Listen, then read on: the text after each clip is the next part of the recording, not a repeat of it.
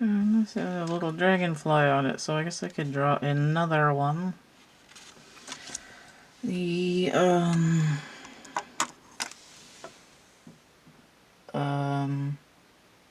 back in the time of dinosaurs.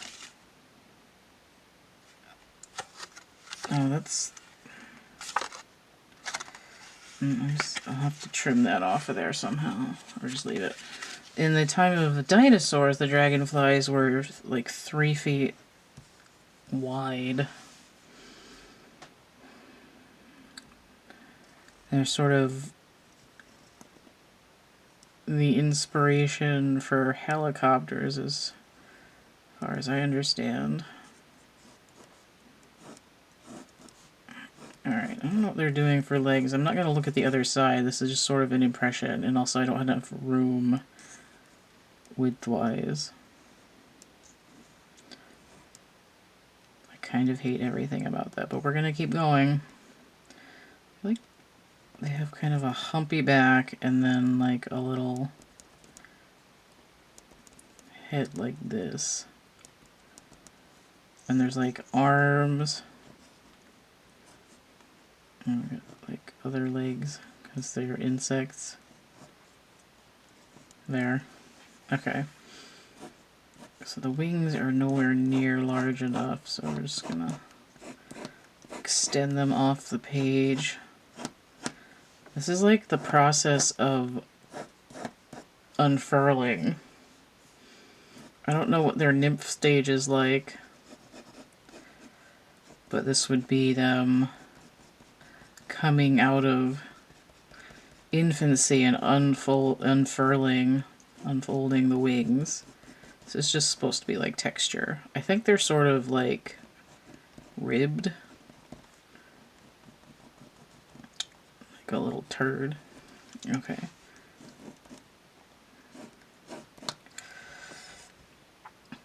Wait, do they have 6 legs and wings? That seems like a lot of limbs. You see those like weird ants that have fucking wings? That. I think there's a thing called a glass wing that isn't a dragonfly but is similar.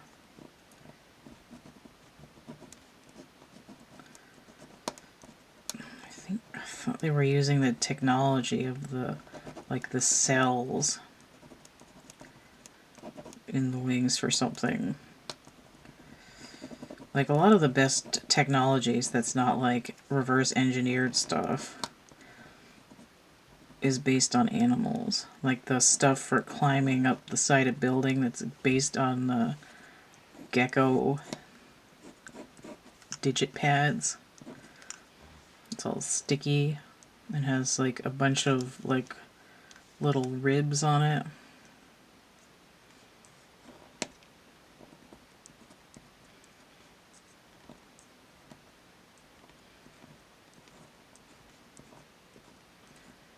So it's gonna be like probably the worst dragonfly ever. I don't usually draw insects unless I absolutely have to. Although I did do what I thought were some pretty nice dragonfly wings on one of my Angel Oracle deck cards. Let me see where he is in the pile. They're not done yet, and until they're done I can't bring them to a publisher. I had an idea and I wrote it down. Where is it? Oh, here we go. This is the... Come on. Those are those nicer wings that I did. But these cards take like 3 hours, so they're not gonna...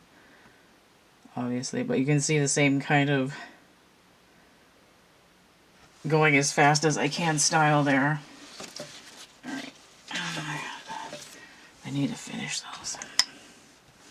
Why is it always... No, it's touching the lens. Okay. Almost there. It's all based on geometry, though. Like, the real wings would be following much more precise Sacred geometry. It'd be like sometimes, like the cells in an orange, like when you pull the not quarters, but the segments out, and then you have like the fascia on the side, and you peel that, and there's all these little tiny juicy bits. That's what those are like.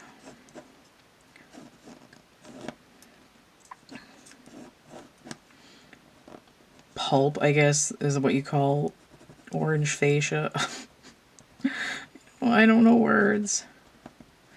And my throat chakra is like, shut up already. You said enough words. Make the images and be quiet. And also my hands falling asleep. Why is that? Or whatever. Okay. So the important part is the segments here.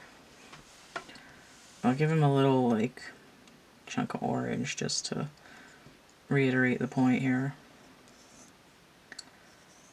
Okay, apparently it's a him. Not him, not like biblically, but like H-I-M. Not capital, but just...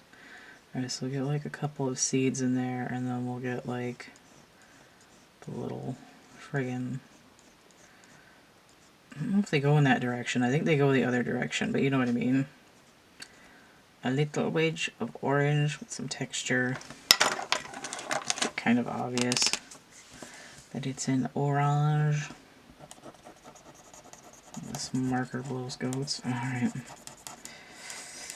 And I have proof.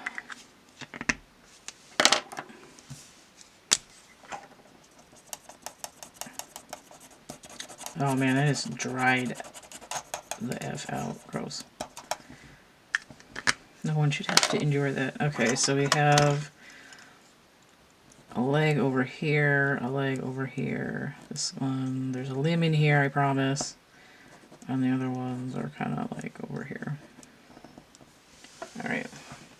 Close enough. Alright, so that one, oh, I didn't sign them.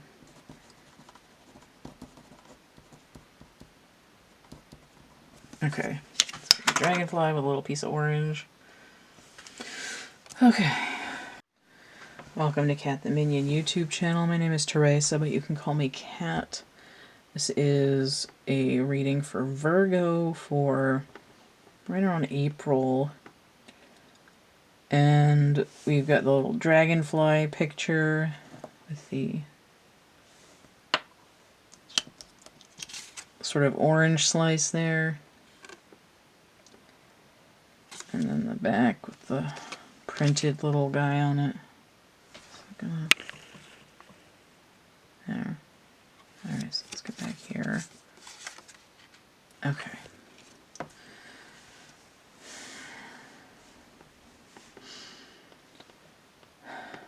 So there's an aspect of cellular and possibly technology based on animal structure.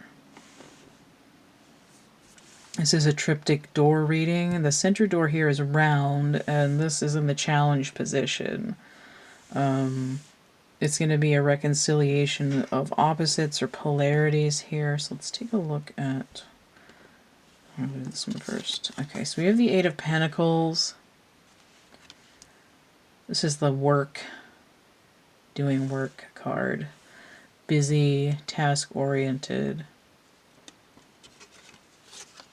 And this is the King of Swords in the challenge position.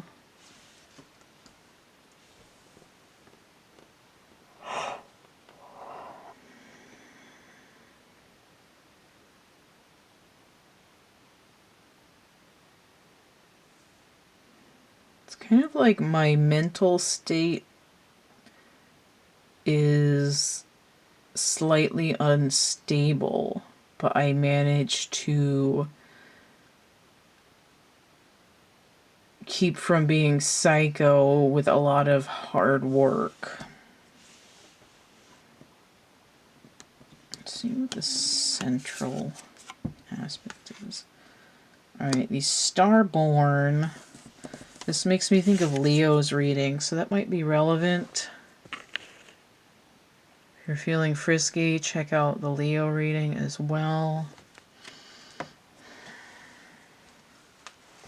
think the Leo reading has the jukebox on it. Is that kind of in focus? I'm going to pretend that it is. Let's put this guy up here. Alright. Starborn. Just gonna read in the book a little bit. Have your chart read. That's funny.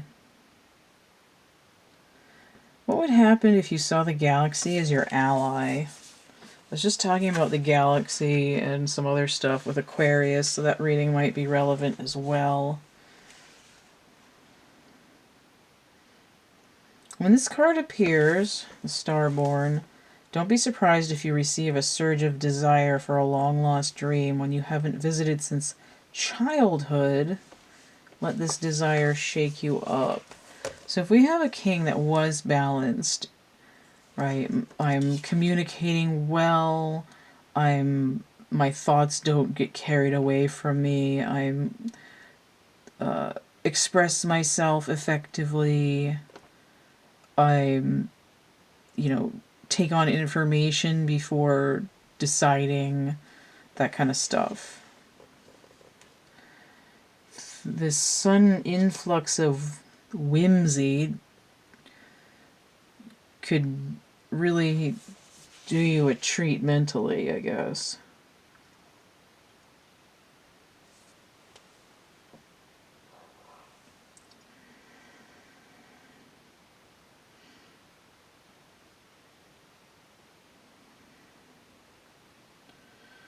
Oh, this has to do with the position of the stars when you're born. So the sort of energy lattice, like the wing, like if each cross point on the wings was some star, then this energy lattice would be the birth chart. An elusive yet radiant aspect of the self, the starborn archetype points to the cosmic spark of light that arrives with each being at birth. The moment the newborn crowns, and we have a king here, so there's a crown involved. The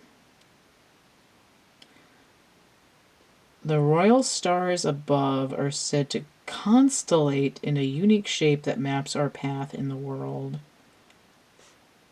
The idea of destiny is controversial, yet the starborn naturally feels a sense of destination and purpose. I mean, purpose would be the work. Aiming itself toward a future that is beyond the mundane. Right? I'm king of my area. When this card appears, travel back to your birth story for clues and insight. What did you desire when you were young? And it wants you to look at your life as more mythic than as a flowchart.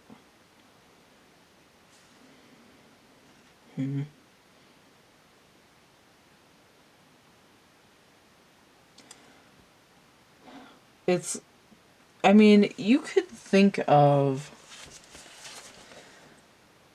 your astrological alignment at the time of birth as being roughly equivalent to your soul contract, right? It's mapped out cosmically in a three-dimensional way. And in order to sort of keep your path from getting knocked off, right, I have to work hard to maintain my mental fortitude to be at the top of my game. It's sort of like, why not jump in the boat that's going downstream instead of, trying to walk down an escalator that's going up.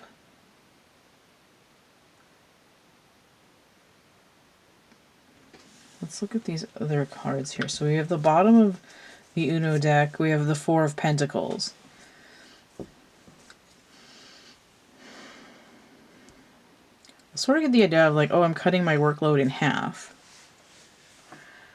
Four of Pentacles has popped up repeatedly, though. It's like I'm not willing to let go of it yet. Like, I put all this effort into it. I'm not just gonna, like, drop what I was doing and, like, you know, skip through the woods with a basket. So we have the sword. This is kind of repetitive because they have swords over here. Right, the King of Air, the King of Swords. So let's look at the, and this, when we see a duality here, right, we've got like a moon and possibly suns. Alright, so let's see what's going on over here. This number 3, this is 62, which breaks down to 8. King is a 1, although typically I like to think of them as 14, which breaks down to 5. So I have 3, 4, 5. I have 62, so I have 2, 3, 4, 5, 6. And then I have 2 8s. So there's a concept of a 7 missing, which is sort of a resistance or continuing on the same path energy. But you don't want to see a 7 because we're trying to shift path. We don't want to stay on the same one. Let me see 62 in the book here. Hair that was like refusing to not stick to everything. 62. Wait, no. 189.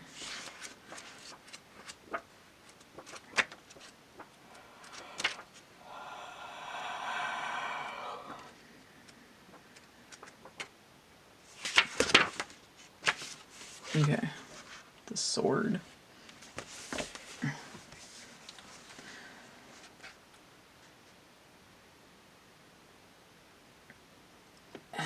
It's not going to help me.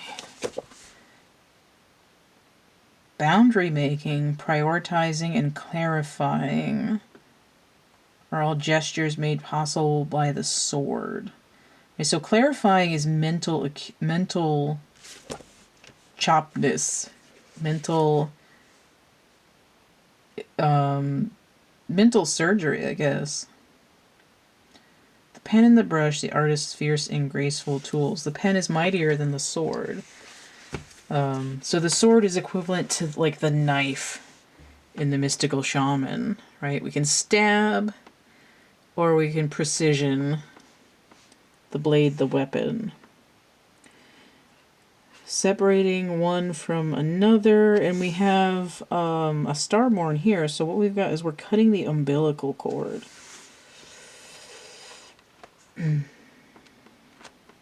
If you find the sword in your grasp, you can no longer hesitate. A clear and decisive mind and a willingness to act. We're putting a lot of work into something that we're not entirely sure of. Sorry my voice has the vocal fry. I talked a lot today in these readings, and this is the last one, so my voice is kind of shot.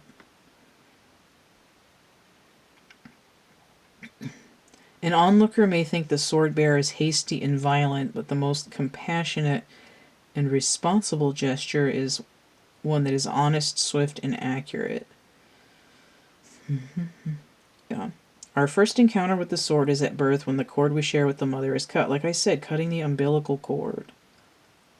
Separation from the mother and the beginning of becoming the self. But this is sort of saying, going back to that point where you sort of separated out from whatever birthed you and assumed your own identity. And saying, like, and even here it says this is a reverse card in the Uno deck, but I've labeled the R for raw, like raw, not raw, but I'm too tired to speak French properly right now. But people that are named Leroy are basically named the King, right? It's French, R-O-I. and obviously historically ROY. So anyway, the reverses are kings for me. And even the reverse, if you take it at face value, it says to reverse, to like go back, go all the way back.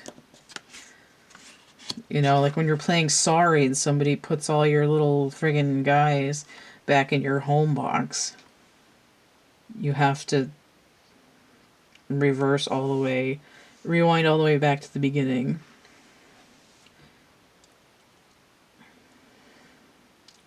We must make these cuts again and again if we are to grow. It's a little bit like choose your own adventure, but like I've already gone down a couple paths, so now I need to just kind of like stab that off on my little card, and the 10th one is free. Where am I going with this? Why are we starting over? Oh, I just got starting over with John Lennon there. Alright, so the dragonfly wings is representing the natal chart. And they can flap, and it's sort of a basis for a helicopter. I can take off vertically. What are you doing, Virgo? Let me get a couple more cards. And I should know whenever I take out the archetypes that it's going to be a more difficult reading. It's probably also why I decided this pile was last, without knowing it. Alright, so we have... Now we have 4 of Swords in a challenge position. This is sort of a meditative, but it's also healing. What is my thing here?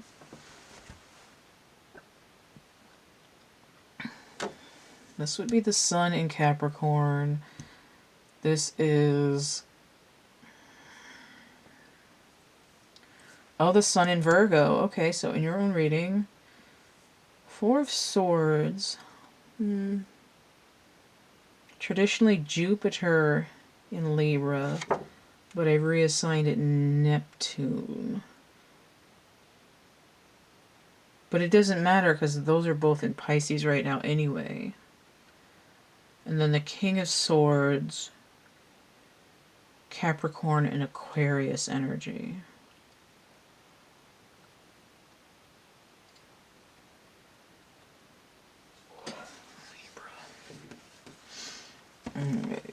So this is the resting after battle kind of energy.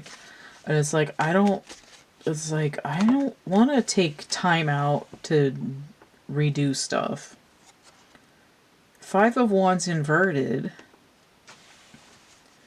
Sort of an end of conflict. Or like there's no winner here. What is that? Traditionally Saturn in Leo, but I reassigned it Neptune. Let me get one more card. So I got this flop out on my hand. So I use the skips as queen because they're curvy.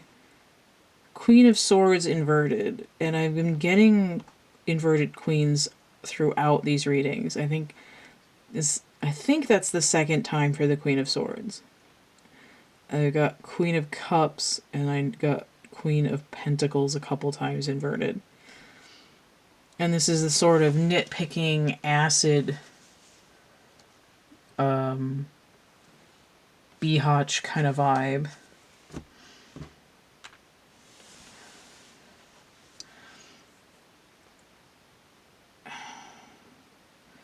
It's like, I don't want to be told I'm doing something wrong. Like, I worked really hard and put up with a lot of bullshit to get to where I'm at. Like, why do I have to go back to the beginning? But it's kind of like you didn't read a clause in your contract. And whether you knew that or not is sort of immaterial. It's like there's something about the way that you're doing your life right now for Virgo that needs to be like precision extracted. Like, you might not have to give up everything that you're doing, but you need to at least sleep on it so that you can sort of jack into your own vibes and figure out what you've been sort of working hard to not think about.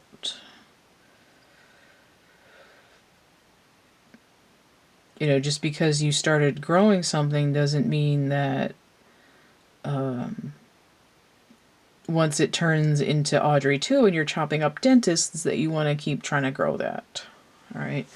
So take that as you will, Virgo, and suggestion is sacral chakra work and meditation, and get a natal chart reading done. All right, take it easy, and I can't do those, but there are some great people out there that can. All right, don't forget to, and I can point you in the direction of someone if you want me to. All right, so we'll see you in the next one, and stay groovy. Bye-bye. Thank you for watching. Stay connected with CATtheMinion energy work. Check out my complete suite of goods and services conveniently from my Linktree. linktr.ee/CATtheMinion. Color your way into some relaxation with my coloring books Energy Forms and Draco Forms on Amazon. Get groovy with fashion and home accessories from my Cafe Press or Redbubble shops. Decorate your environment with original art and divination tools from my Etsy shop.